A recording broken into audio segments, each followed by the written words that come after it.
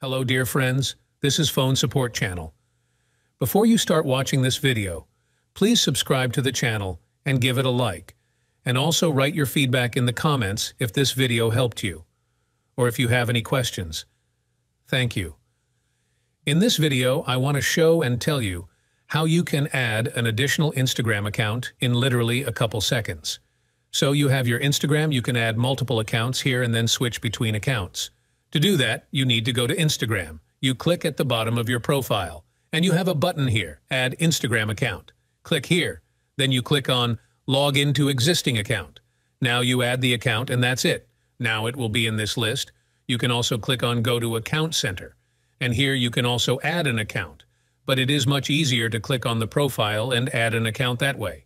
As you can see, this is a very simple and quick way. Done. Nothing complicated.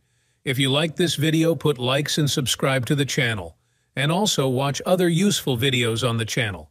That was Phone Support. Bye-bye. See you later.